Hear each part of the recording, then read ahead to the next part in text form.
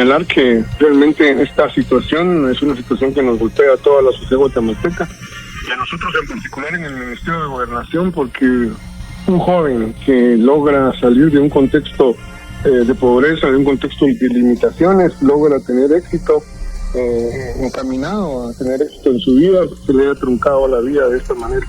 Realmente es muy impactante para nosotros porque nuestra tarea es el resguardo de la vida y nos encontramos siempre en una situación cuando un guatemalteco fallece, sobre todo en condiciones de violencia, es sumamente complicado y como a todos los ciudadanos nos afecta. Bien, es importante señalar de que hay varios temas ahí.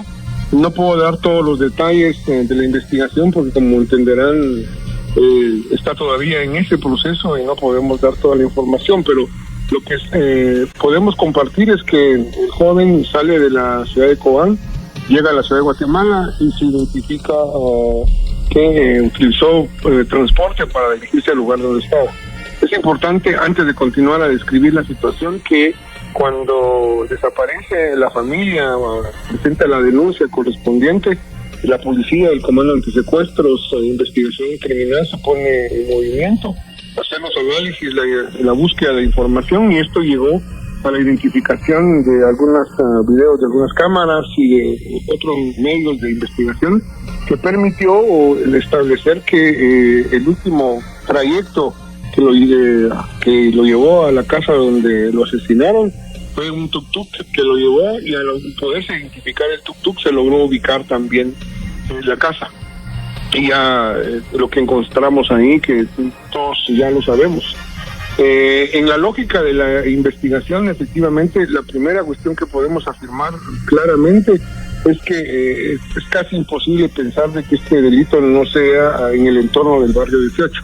¿Por qué razón? La casa donde está ubicada, el entorno de esa colonia, es efectivamente un área donde operan el barrio 18, y hay que recordar que este tipo de estructuras criminales son muy celosas del territorio donde operan.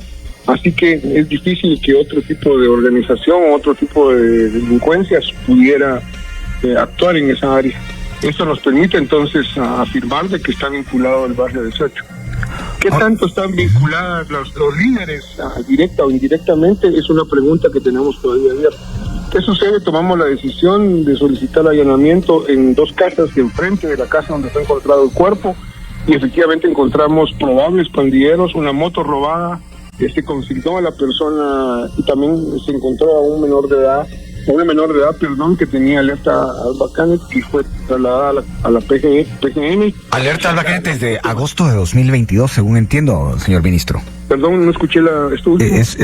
Tenía esta alerta Alba Canet desde agosto de 2022, eso es lo que sé.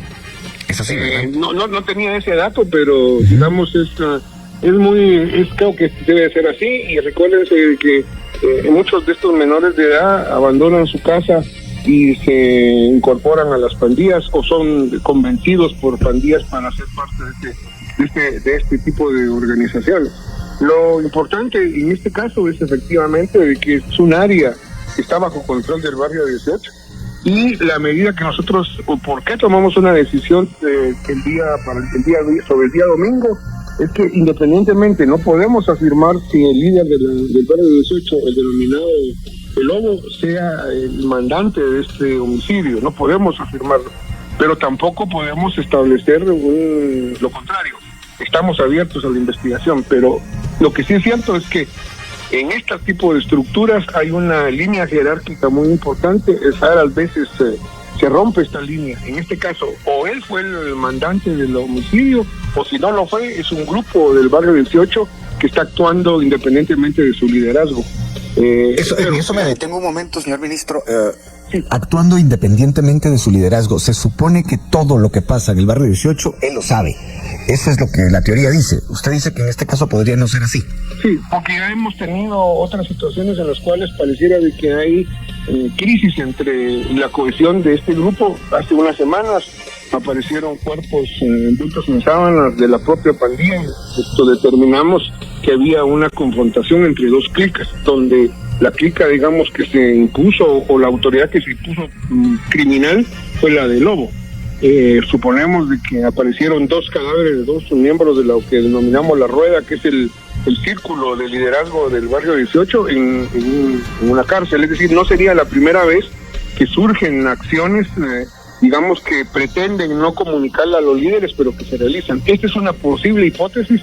La otra es que evidentemente el Lobo y su equipo de los 4 que están ahí, los otros 3, hayan mandado el crimen. Eso no lo podemos afirmar, sería irresponsable, pero estas son las 2 grandes, digamos, probabilidades que nos encontramos. Sea cualquiera de las 2 será necesario y tomé la decisión de hacer un evento de control, de retomar el control con las limitaciones que tenemos, porque el sistema penitenciario, Felipe, sabemos muy bien que es un tema abandonado por décadas. El Estado no ha invertido en el sistema penitenciario, por más de que los partidos políticos que han gobernado, los gobiernos recientes, digan de que no trabajamos en seguridad. Ellos tampoco trabajaron nada en los años anteriores, pero es un tema entonces heredado de una situación que efectivamente tenemos que afrontar y que en 4 meses estamos empezando a trabajar. El poner restricciones a estos 4 personajes van en esa línea de retomar el control y de mandar un mensaje de que no podemos permitir que estas cosas sigan, porque si no va a haber mucha permisividad de parte del Estado a que sucedan este tipo de crímenes. Es complejo afrontar este tema, no es sencillo, pero tenemos que responder como Estado y como gobierno y como sociedad, diría yo, a este tipo de crímenes. Señor ministro, hay algunas voces que se levantan y que afirman cosas como esta. Hay un gran operativo, hay un interés particular porque se trataba de un creador de contenido que tenía muchos seguidores, pero que estos crímenes ocurren prácticamente todos los días. ¿Qué contesta a ese tipo de señalamientos? Este tipo de crímenes no suceden todos los días, sería también una afirmación que no tendría ningún sustento. Hay homicidios todos los días, hay criminalidad todos los días, pero la criminalidad tiene diferentes focos causales. ¿Y por qué hago y subrayo este elemento? Porque tenemos que poner atención a este tipo de situaciones que generan una sensación mayor, digamos, de impacto en la sociedad. Esta persona que fue asesinada, este joven, como decía, lleno de expectativas, lleno de sueños, manda un mensaje de pánico a la sociedad. Un joven que con todo su esfuerzo logra salir adelante, se le trunca la vida por una estructura criminal, digamos, es un mensaje muy duro para la sociedad. No sucede todos los días, aunque sí sucede todos los días que muchos guatemaltecos fallecen por razones de homicidios, por diferentes causas, porque es un tema, como decimos, multicausal, el tema de los homicidios. Pero una cosa que me parece muy importante es ¿por qué hacer este operativo? Precisamente. Se lo planteo de otra manera, ministro, perdón que le interrumpa. En efecto, si no fuera un creador de contenido con muchos seguidores, tal vez no se haría tanto. Esa es realmente la duda que yo le planteo a usted. ¿Qué nos dice al respecto? Lo que yo les digo es que nosotros, desde que tomamos posesión, hemos reorganizado la fuerza policial para dar resultados. Y no solo en este caso, en todos los casos de desaparecidos, en otros casos de homicidios, estamos respondiendo en tiempo récord. Estamos capturando a sicarios. Estamos el día domingo mismo en el área de Villanueva hubo una situación de un intento de homicidio y la policía reaccionó inmediatamente y fueron capturados los sicarios. Es decir, no es solo porque sea un creador de contenidos importante por lo cual estamos actuando de esta manera. Venimos actuando de esa manera y quien le interese puede hacer un recorrido en los medios y en nuestras redes sociales y se dará cuenta que hay muchos ejemplos de casos concretos donde hemos actuado de una manera rápida y estamos resolviendo. No podemos resolverlo todo porque también sería, digamos, pero estamos resolviéndolo. No solo es en este caso que reaccionamos. Lo que sucede es que es importante también mostrar fuerza en términos de que hay una decisión contundente de este gobierno y de la Policía Nacional Civil y el Ministerio de Gobernación de afrontar estos temas. Con las limitaciones que tenemos en personal, las limitaciones que tenemos en el sistema penitenciario, que heredamos, que nosotros no somos los que creamos esas condiciones, tenemos que trabajar y cambiarlas con procesos de construcción de cárceles, de tecnología que vengan a solventar esta situación heredada. Esta situación heredada, señor ministro, ¿cómo en cuánto tiempo calcula usted que puede ya mejorar, que se puede notar que ya en la cadena de justicia el sistema penitenciario funciona mejor? Nosotros esperamos tener resultados en estos 6 meses que vienen y el final de año Ya empezamos el proceso de compra de escáner que nos permite identificar los ilícitos que puedan estar dentro del cuerpo de ciertas personas que usan su cuerpo como depósito para ilícito.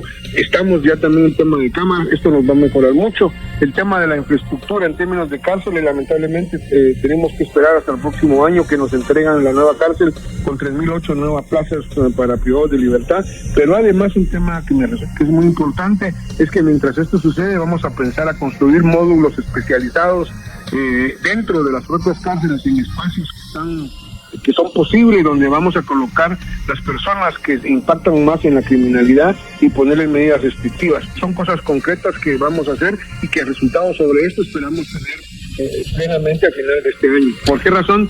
Hay que recordar de que los procesos de compra tienen los tiempos que tiene el Estado, no son tiempos rápidos para nuestro gusto, pero estamos en ese tema. Por eso el tema de las requisas, porque si no tenemos infraestructura, si no tenemos tecnología, lo que tenemos a la mano es las requisas. Mucha gente nos dice, pero ¿por qué siguen haciendo las requisas? Es que es el camino que tenemos en este momento mientras logramos mejorar en otra cuestión. Es decir, al no tener escáner y no haber controlado, digamos, la corrupción adentro del sistema penitenciario, prefieren hacer, reaccionar preventivamente, si se puede llamar de esa manera. Ustedes van ahí a recoger objetos ilícitos que pasan porque no hay escáner y no hay tecnología suficiente. Algo como eso, le entiendo, ministro. Y hay corrupción.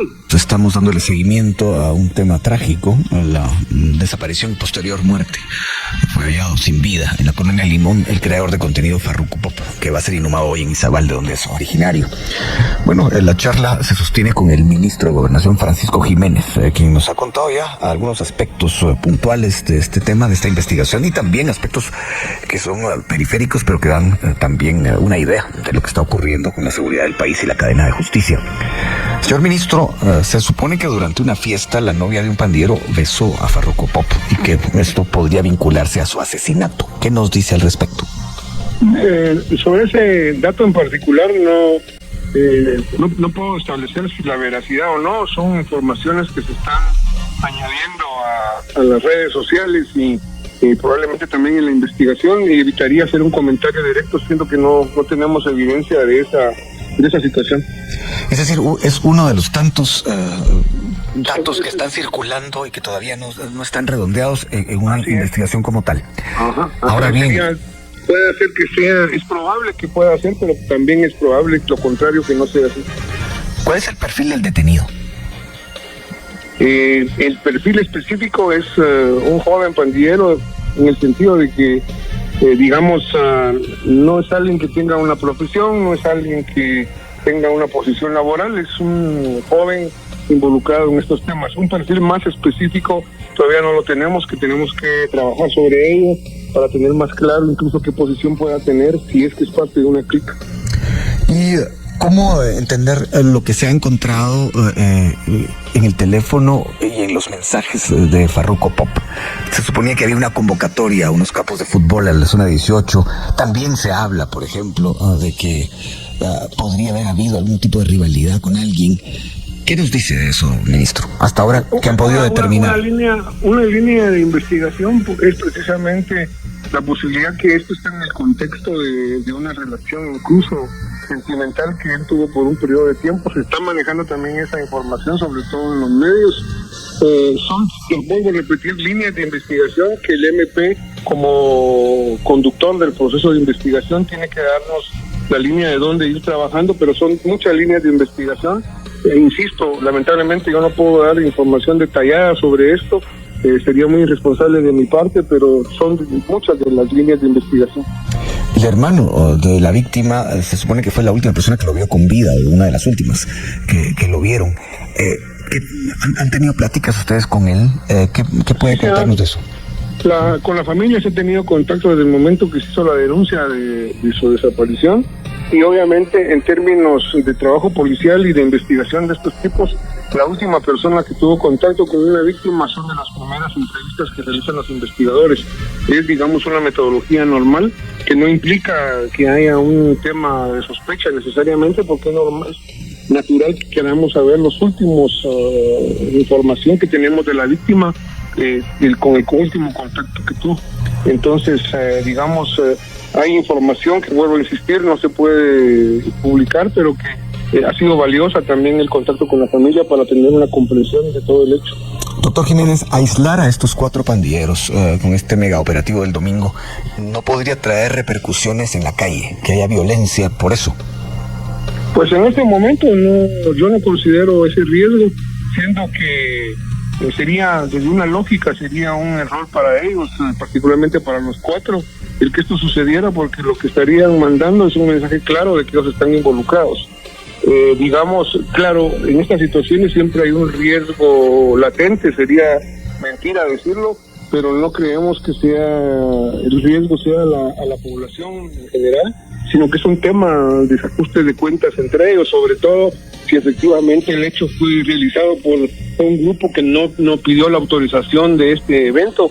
De seguro van a haber ajustes de cuentas, pero no creo que sea de manera inmediata. Concretamente, ¿qué se gana con aislar a estos 4 pandilleros? Lo que se gana precisamente es que 2 cosas, un tema de control, efectivamente decir y mandar el mensaje de que si se dan ciertas circunstancias, el Estado sí puede ponerlos en una situación de resguardo con restricciones específicas que le limitan a ellos su campo de acción. Y una cosa importante, esto no es afectar los derechos humanos de los privados de libertad. No es cierto que nosotros, para poder actuar con derechos humanos, tenemos que ser permisivos con estos criminales. Tenemos que ser contundentes en los controles y en las limitaciones a ellos. Tenemos la ley de nuestro lado y vamos a seguir poniéndole restricciones si ellos también no actúan adecuadamente. Señor ministro, para ir terminando, quisiera preguntarle lo siguiente. Hay quienes perciben que hay más violencia a partir de enero y que, incluso se ha mencionado la posibilidad de un plan de desestabilización para este gobierno por medio de ese recurso. ¿Qué contesta a la luz de lo que ha ocurrido con este creador de contenidos? Bien, lo que estamos notando es que es muy probable que existan el día de este evento empezaron a surgir algunos contenidos en las redes sociales atacando directamente y se nota que hay una articulación para atacarnos como gobierno. Se nota también algunos eventos que tienen que ver con otros homicidios. Es decir, nosotros no podemos dejar de lado esta hipótesis, Luis Felipe. ¿Por qué razón? Porque hay muchos actores que están tratando de poner la narrativa de que hay una situación de inseguridad fuera de control. Y esto es una percepción que está empezando a ganar opinión, pero que efectivamente no es la realidad. Los datos nos muestran de que hay una disminución del fenómeno criminal. Las encuestas nos dicen que la población guatemalteca se siente cada vez más segura. Eso sí, cuando le hablan de país, dice que el país está inseguro y eso es resultado de un tema de percepción. Y el tema de percepción, el problema es que entre más se alimente, genera condiciones para desestabilizar. Y es importante mandar un mensaje a quienes nos escuchan. Desestabilizar no es a Francisco Jiménez y a la Policía Nacional Civil. Desestabilizar es estabilizar el gobierno a la larga y generar condiciones que nos meten en una situación muy complicada en el país, porque nos puede llevar a una situación de crisis que sabemos dónde va a empezar, pero no dónde va a terminar. Creo que es una hipótesis que tenemos que considerar. Usted me conoce y muchos que nos escuchan me conocen que yo no soy alguien que plantea el tema de las teorías de la conspiración, pero empezamos a ver situaciones que hacer un análisis integrado nos puede dar precisamente la impresión. Y recordemos, hay actores políticos de diferente índole en el país que no quieren que tengamos un gobierno exitoso. Entonces, como ha sucedido en otras épocas, recordémonos en la época del presidente Álvaro Colón, recordémonos en la época del presidente Berger, donde hubieron situaciones efectivamente que usaron la violencia y usaron a las pandillas para generar desestabilización. La pregunta que yo me hago es si no puede ser una situación de esa naturaleza. Lo dejo abierto, no tengo evidencia para poder hacer una afirmación definitiva, pero el análisis me dice a mí, hay intereses políticos que no son institucionales, que no son democráticos, que quieren desestabilizarnos, que no quieren que tenga éxito el gobierno, y la utilización de la violencia y la generación de percepción negativa es una herramienta que en este país se ha utilizado históricamente. No es un tema nuevo, y muchos que me escuchan recordarán este tipo de situación. Por razones de tiempo tengo que dejarla acá, señor ministro. Había más preguntas, por supuesto. Es más, me voy a animar con una rápida. Le ruego ser muy directo. Usted dice que esto es producto del abandono. Se refería al sistema penitenciario. Usted ya fue ministro de Gobernación hace aproximadamente 15 años. ¿Qué pasó entre el momento en que usted fue ministro y ahora? ¿Cuáles serían los dos abandonos más notorios para usted, como para decir, bueno, estamos así por estos gobiernos? Mire, lo que pasa es que es un abandono sistemático, Luis Felipe. Es un abandono donde no se ha programado, digamos, ninguna inversión. Yo asumí precisamente en el segundo semestre, el primer año del gobierno del presidente Colón, y nos encontramos con esta misma situación. ¿Qué hicimos nosotros? Hicimos el reglamento del sistema penitenciario y empezamos a hacer una serie de medidas. Y hay otro tema. Hay otro tema es que cuando uno empieza con estas medidas, muchos grupos empiezan a generar más violencia. Yo no podría decir que hay un ministro, una administración en particular que es digamos, emblemática. Es un abandono sistemático. Pero lo que sí puedo señalar es que en los últimos dos gobiernos, o precisamente en el último gobierno, digamos, el abandono fue mayor, porque no hubo ni siquiera una consideración sobre qué cosas hacer en temas de cárceles, a pesar de que estaba el proyecto de la cárcel que vamos a recibir el próximo año, lo empezó el gobierno anterior, pero a final de su gestión estuvieron a punto de cancelar el contrato. Afortunadamente logramos nosotros salvarlo. Eso muestra una irresponsabilidad con respecto al país.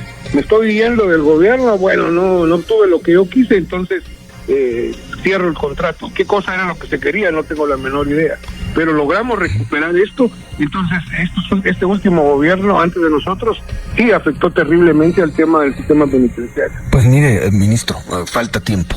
La siguiente pregunta que iba a formularles, la guardaré para la próxima vez que usted nos conteste una llamada o venga a la cabina. Hay mucho que platicar de esto.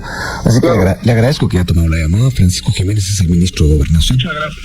Bien, hasta acá el video de hoy. Recuerden que ustedes tienen la última opinión que pueden dejar acá abajo en la cajita de comentarios. Dicho esto, nos vemos hasta el siguiente video. Adiós.